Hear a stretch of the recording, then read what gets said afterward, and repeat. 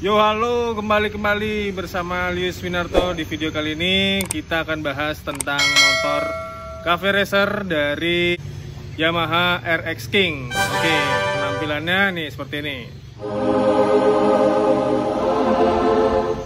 Firing bro, Really cafe racer. Oke, jadi gimana kelanjutannya? Kita seperti biasa wawancara dulu untuk yang punya motor ini. Habis itu kita lanjut bahas detail dari motor ini, dari proses, biaya custom. Menarik kan? Cafe racer 2 tak. Oke, tunggu aja ya.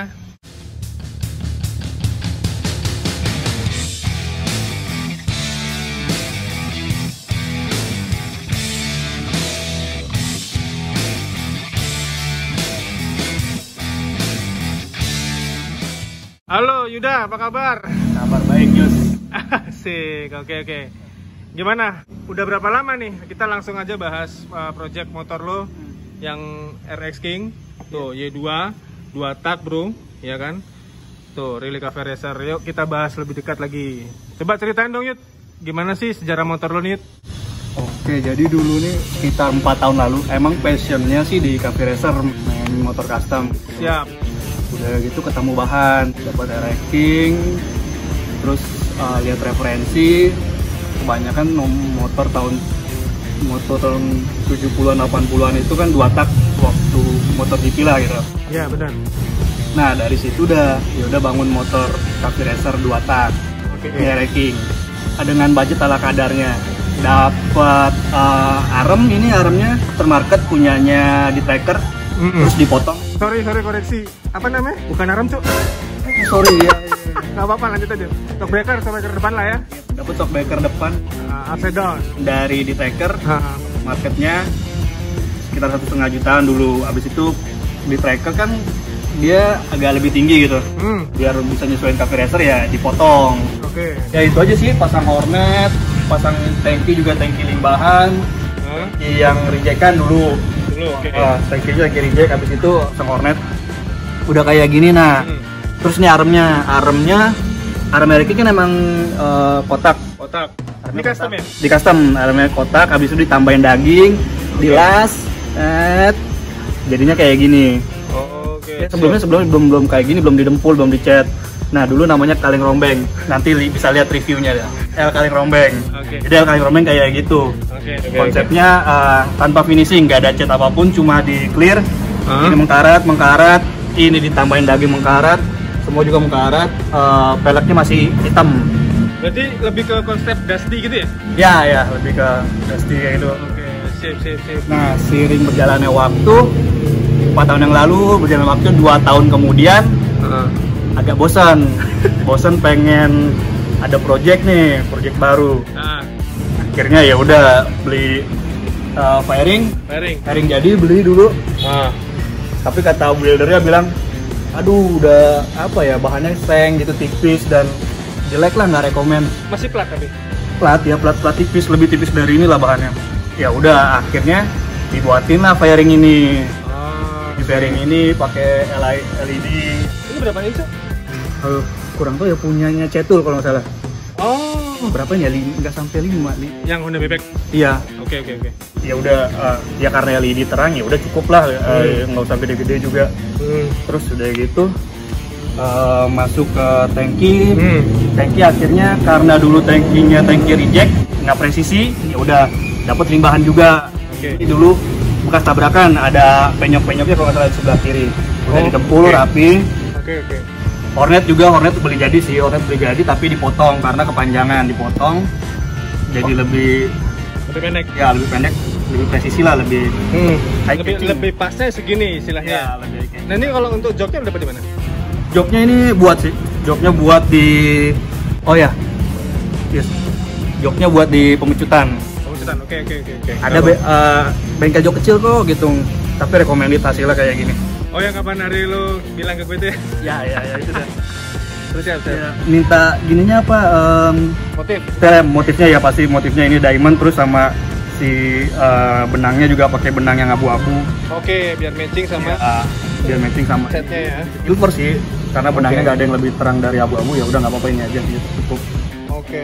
Sampai situ kaki-kaki. Kaki-kaki nih sekarang. Ini yang seru nih. Kaki-kaki masih pakai punya yang dulu, yang kemarin ini kalau nggak salah ini cuma pakai peleknya cem. Ya dulu ini pakai peleknya cem. Oke. Ukurannya sama, cuma ini dipoles. Poles, bukan di chrome ya? Bukan di chrome, dipoles. Lebih awet dipoles berarti kan? Lebih awet dipoles. Nah ini jelasin coba Yud, ini kan RX kan belum ada nih yang double disc brake nih.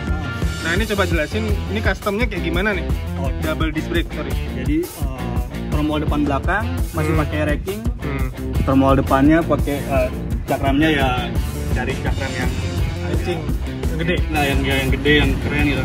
Oke. Nah, otomatis belakangnya juga nyesuaiin, ya udah pakai cakram yang kayak gini.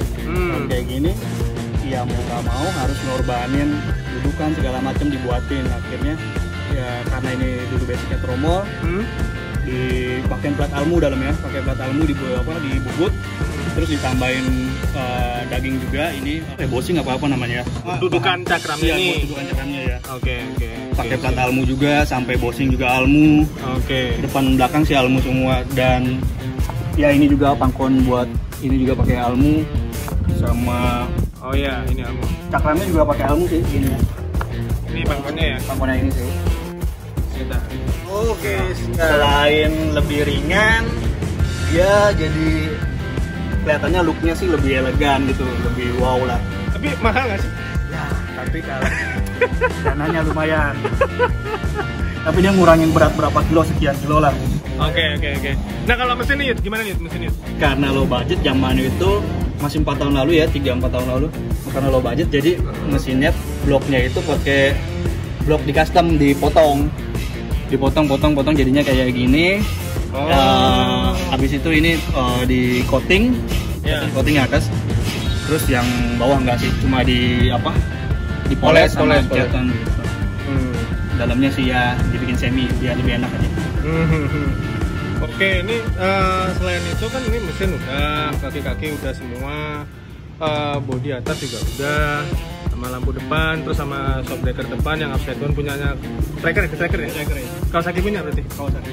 Itu aftermarket? Aftermarket ya. Oke, aftermarket, oke. Nah ini kalau knalpotnya gimana nih Bor?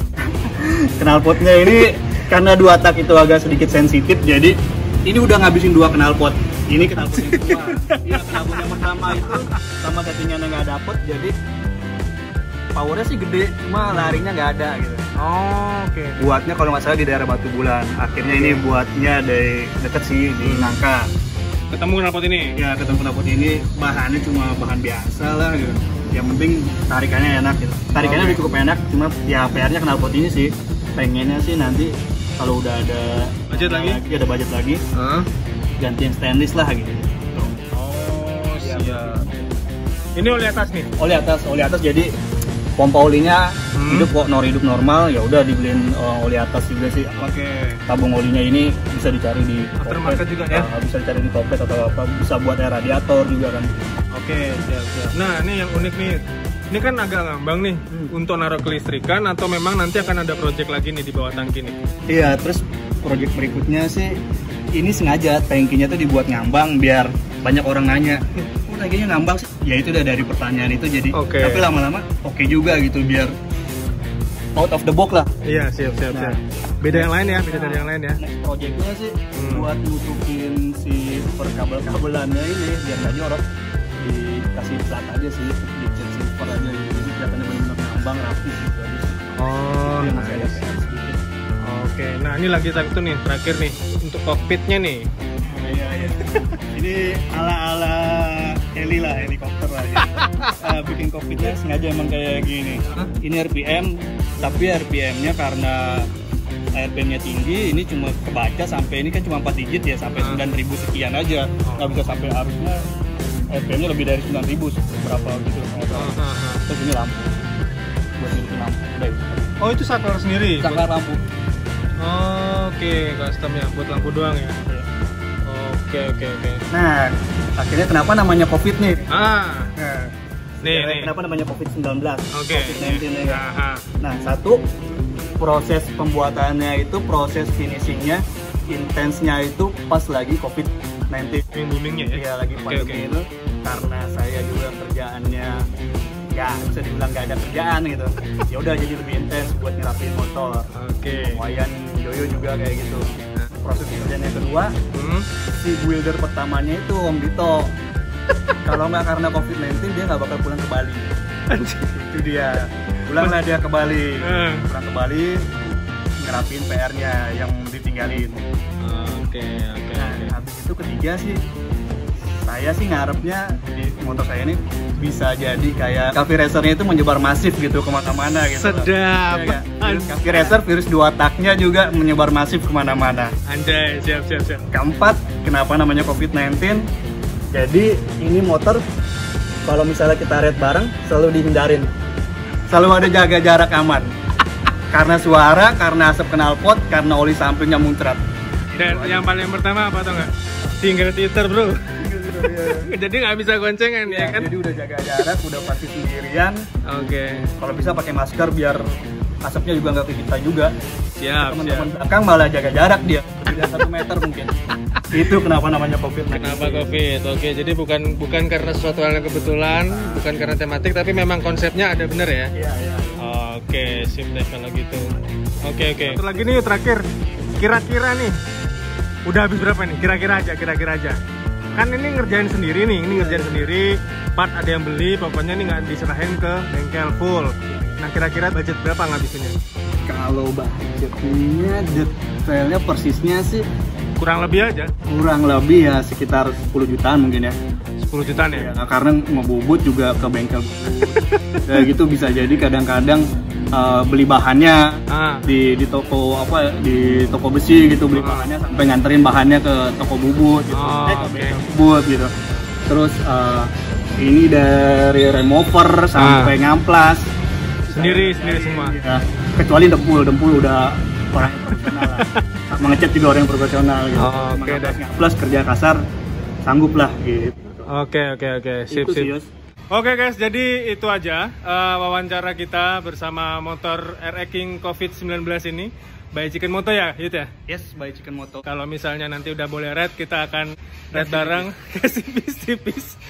Nanti akan keluar videonya untuk ride kita bareng tipis-tipis. Tonton lagi video selanjutnya, jangan lupa like, comment, and subscribe. Dan nanti untuk IG-nya Yuda itu ada di deskripsi bawah. Oke? Yuk, thank you gengs, bye. Sukses Yus. Siap.